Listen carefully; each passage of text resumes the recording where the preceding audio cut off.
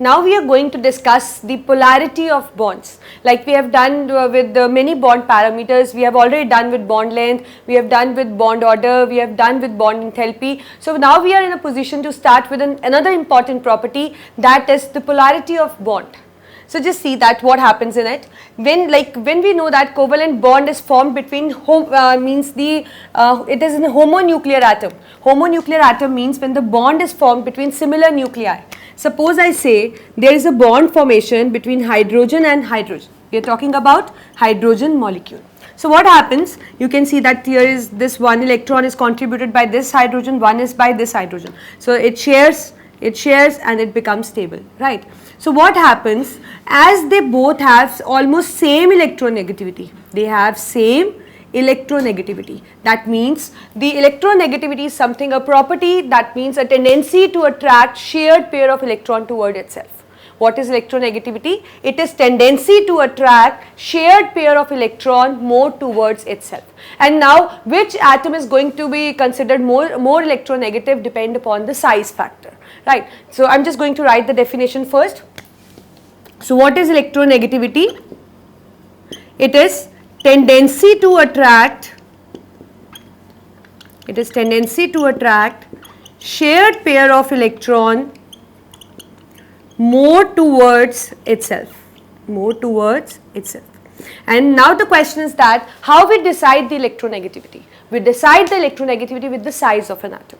So as you can see in this thing, the homonuclear molecule, these both hydrogens are present, and both hydrogen, you know that they have almost same size. So what happens? So when we talk about that they have same size, we mean by this that they have same electronegativity. So what is going to happen? They will have the equal attraction towards the shared pair. That means the power of attracting the shared pair by this hydrogen and the power of attracting the shared pair by this hydrogen is going to be same.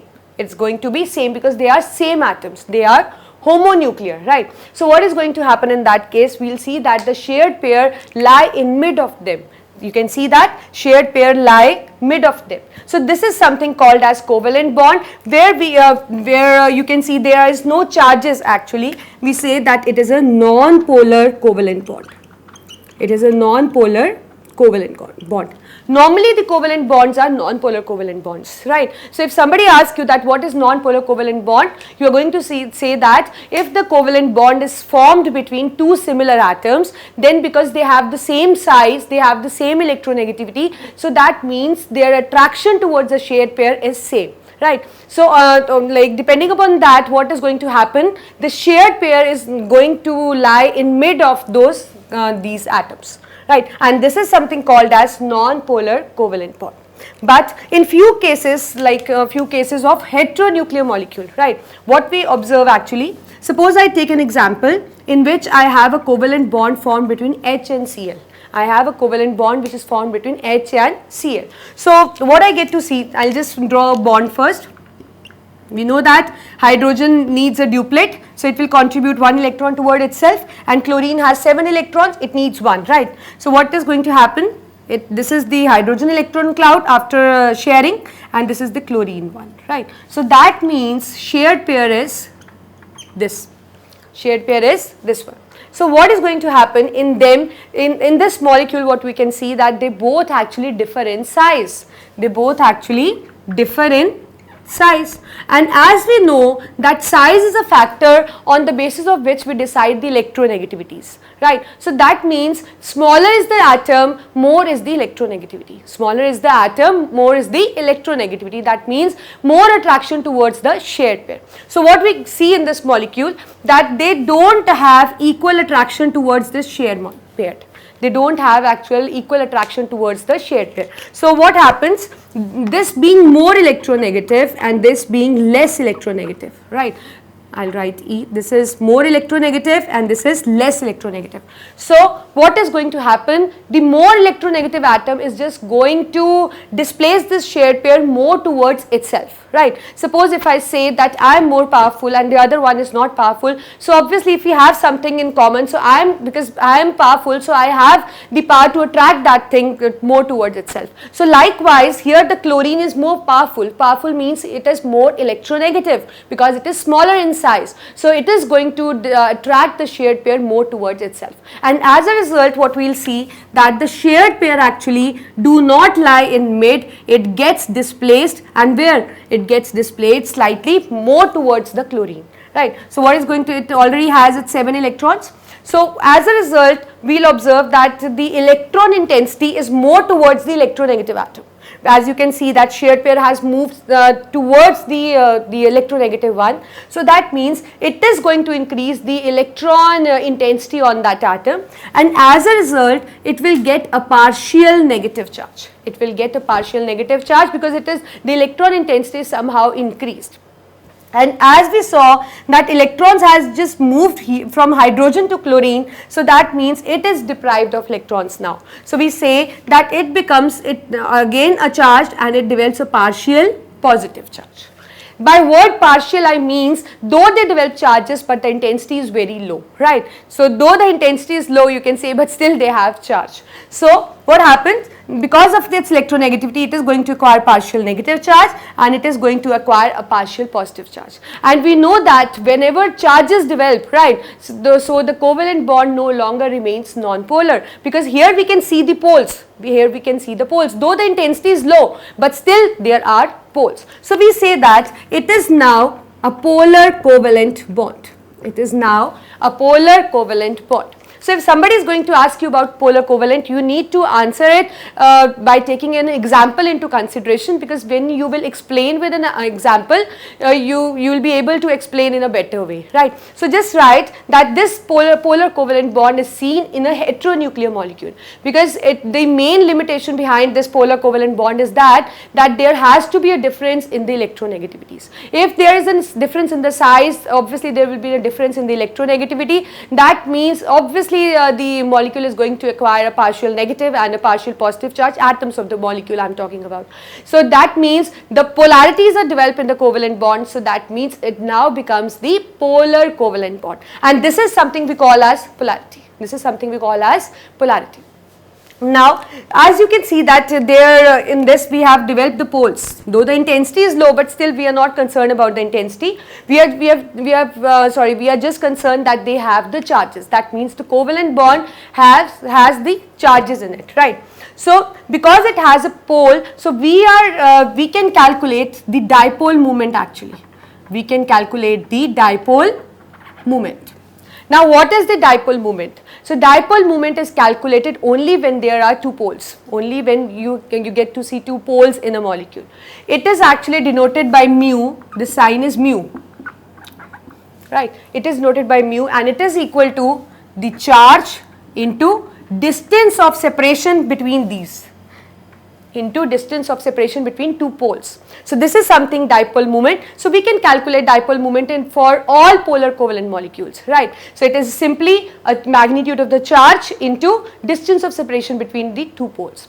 And the unit which is used to calculate this dipole moment is dB. That is something called as dB, which can be abbreviated as capital D, right? So this is the dipole moment. Now suppose if I say, like if I talk about dipole moment of this HCl, so you'll say that yes ma'am, it is equal to mu, we'll take into consideration charge and we'll just take into consideration the distance between them, and here you get the dipole moment. But it actually changes for the polyatomic molecule. Like if we see that there are many atoms in a molecule, so there you cannot consider only one bond. For example, say I have this thing, suppose I have this molecule. So this is my polyatomic heteronuclear molecule. Polyatomic means it has many atoms in it, and heteronuclear because they are different from each other, and as they all are combined, so that forms a molecule. So this is my polyatomic heteronuclear molecule. So if it is heteronuclear, it means that it will possess a polarity. It will possess a polarity obviously, because there is definitely going to be a difference in the size as well as the electronegativity.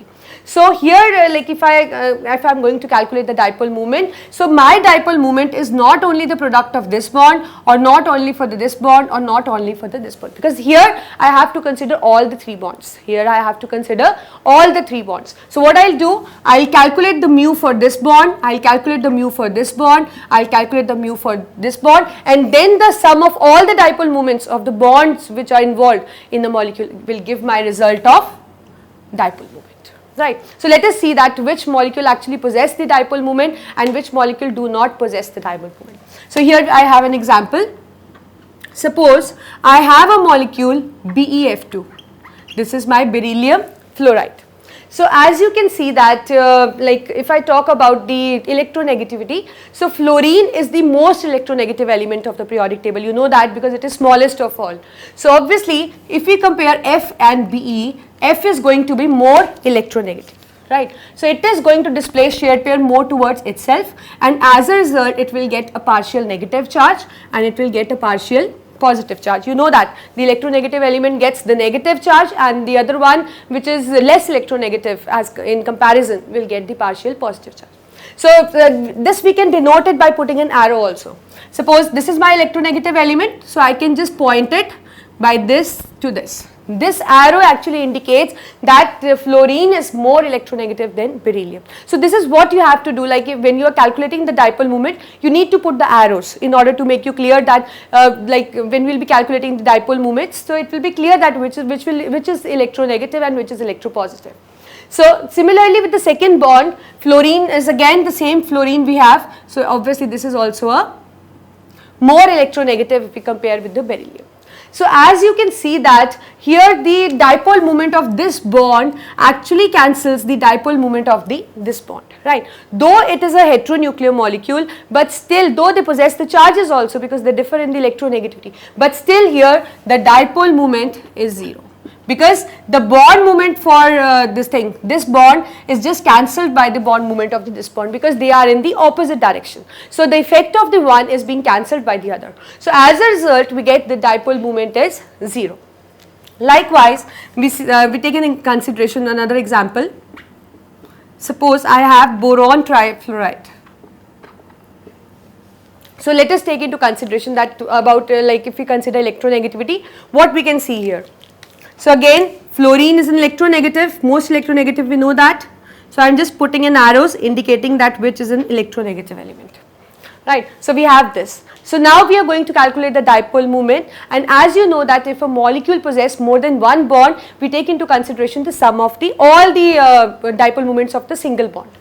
So here what happens, two dipoles are pointing in one direction and one dipole is pointing in the other direction. So here also it is just cancelling the effect. So for this molecule also we have dipole moment equal to 0.